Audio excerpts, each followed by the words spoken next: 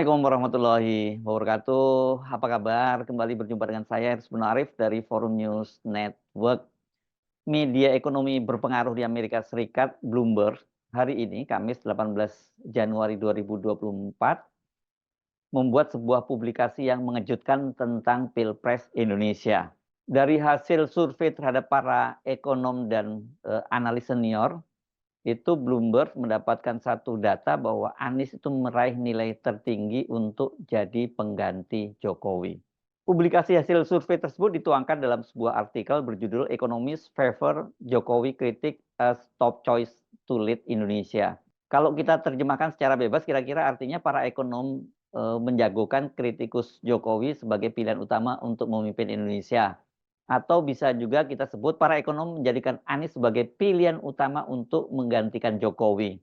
Di bawah judul besar itu kemudian ada subjudul disebutnya begini, former Jakarta Governor Baswedan lead in Bloomberg Survey. Mantan Gubernur DKI Jakarta Anies Baswedan unggul di survei Bloomberg.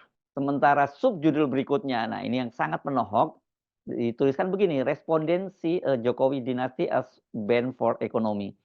Artinya ya responden menilai dinasti Jokowi itu sebagai kutukan terhadap perekonomian Indonesia.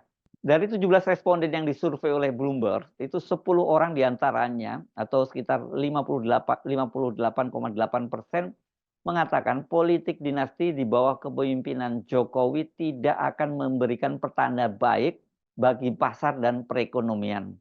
Dalam penilaian para responden, politik dinasti itu terlihat ketika Jokowi mendorong anaknya Gibran Rakabuming Raka itu menjadi calon wakil presiden dari Prabowo Subianto. Dan pasangan ini mereka berjanji akan meneruskan semua program ekonomi dari Jokowi, termasuk masalah hilirisasi dan juga pembangunan ibu kota negara baru Nusantara di Kalimantan Timur.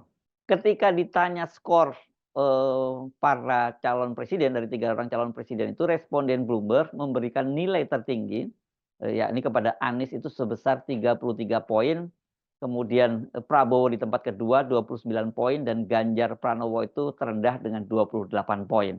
Nah, yang juga cukup menarik ini yang saya kira sekarang sering jadi perdebatan itu Bloomberg itu meyakini Pilpres itu akan berlangsung 2 putaran. Ini jelas sangat berbeda dengan narasi yang coba dibangun oleh Presiden Jokowi dan tim Paslon 02 melalui publikasi berbagai lembaga survei yang belakangan ini sangat masif. Para responden itu juga sangat yakin bila Anies memenangkan Pilpres, maka dia bisa mendorong ekonomi Indonesia tumbuh lebih tinggi dari 5%. Sementara Presiden Jokowi yang sebelumnya dalam janji-janji kampanyenya menjanjikan pertumbuhan ekonomi sampai 7% gagal mewujudkan janjinya. Survei yang dilakukan oleh Bloomberg pada bulan Januari tahun 2024 ini, kendati hanya dilakukan di kalangan ekonom dan analis ekonomi senior, namun ini makin memperkuat prediksi bahwa Anies itu akan memenangkan Pilpres kali ini. Sejumlah lembaga survei juga sudah mengkonfirmasi elektabilitas pasangan Anies dan Caimin itu terus meroket, sementara Prabowo Gibran itu terus menurun. Jadi satunya tren naik dan satunya tren turun. Dan biasanya kalau udah mendekati masa-masa pencoblosan itu, kalau yang sudah trennya naik akan naik terus, sementara yang turun akan turun terus. Sementara dalam kasus Prabowo dan Gibran ini kan mereka pasangan dua ini terus-menerus melakukan blunder. Ya, jadi melakukan kesalahan-kesalahan yang membuat elektabilitas mereka makin tergerus.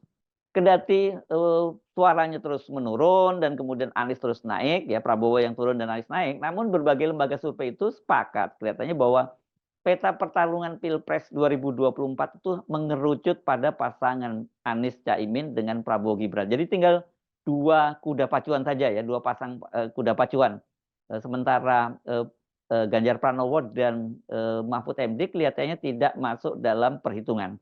Lembaga Uting Research dari Australia misalnya yang melakukan survei setelah debat Capres Perdana itu Anies yang tampil dominan dan superior dalam debat itu mendapat limpahan suara, kenaikan suara 6%. Sebaliknya Prabowo itu pasangan Prabowo turun 6% dan pasangan Ganjar Mahfud MD juga turun 2%. Uting memperkirakan dengan kenaikan elektoral Anies dan menurunnya Prabowo itu, maka suara keduanya pada Pilpres 14 Februari pada hari H itu akan sama, dia menyebutnya equal. Sebuah lembaga survei di Indonesia, ini Political Opinion, AIPO itu yang melakukan survei pada 1 sampai 7 Januari 2024 juga menunjukkan bahwa elektabilitas pasangan Prabowo Gibran itu sekarang ini bertahan, walaupun kendati masih bertahan di posisi pertama, tapi tidak sampai 50%, hanya 42,3%. Dan kemudian dibututi oleh Anies Baswedan, Muhaimin Iskandar di posisi kedua 34,5%, jadi selisihnya nggak sampai 1 digit.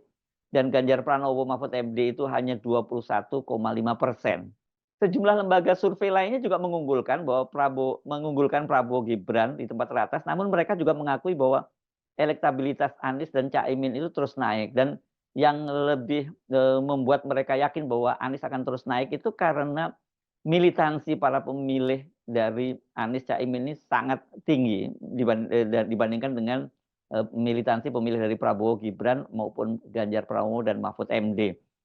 Jadi kalau pemilihnya sangat militan, ya mereka ini mendati angkanya itu sudah lebih kecil dari Prabowo dan Gibran, itu kemungkinan mereka masih naik sangat tinggi. Sementara pasangan Prabowo Gibran kendati angkanya lebih tinggi, tetapi militansinya rendah, mereka itu rentan untuk mengalihkan dukungannya. Dari situ kita bisa menyimpulkan ya wajar kalau kemudian banyak yang memprediksi bahwa ini setidaknya suara Prabowo dan Anies itu akan sama pada Pilpres nanti. Naiknya terus elektabilitas Anies dan Caimin ini selain karena disebabkan oleh konsolidasi di kalangan partai-partai pendukungnya, terutama di kalangan pemilih Nahdliyin yang menjadi basis partai PKB itu sekarang ini sangat solid. Ini juga karena sentimen negatif yang makin kuat menerpa rezim Jokowi. Desakan pemakzulan terhadap Jokowi itu makin menguat. Itu bukan hanya datang dari kalangan oposisi, namun juga dari mereka-mereka yang selama ini dikenal sebagai pendukung kuat atau die-hard dari Presiden Jokowi. Bahkan ini dalam beberapa pekan terakhir ini, Jokowi juga diguncang isu kemungkinan ada sejumlah menterinya, bahkan belasan menterinya yang akan mengundurkan diri. Dan kalau itu memang betul terjadi, maka itu akan menjadi game changer ya. Ini bisa mengulang tragedi tahun 98 ketika Presiden Soeharto harus mengundurkan diri karena 14 orang menterinya mundur rame-rame. Selain itu dari faktor Anies dan juga tentu saja Anies dan Muhaimin, kita menyebutnya satu paket itu, dia mendapat tambahan suara yang tadinya ini diidentifikasi sebagai undecided voter atau pemilih yang masih mengambang, pemilih yang belum menentukan pilihannya. Ya ini munculnya dukungan dari pemilih muda yang sering disebut sebagai Gen Z.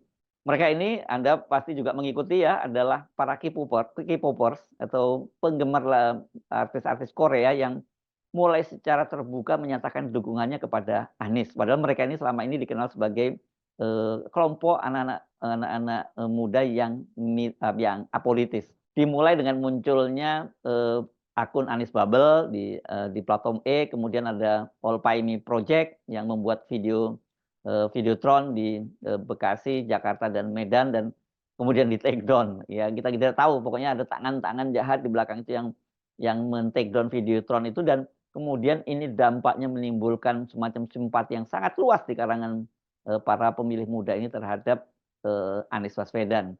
Survei Bloomberg tadi jelas merupakan angin segar bagi Anies Baswedan dan Caimin dan pukulan telak bagi pasangan Prabowo Gibran. Bagaimanapun juga, ini Bloomberg, ini media yang dimiliki oleh miliuner dan politisi Michael Bloomberg, itu adalah media ekonomi yang sangat berpengaruh di Amerika Serikat dan di dunia.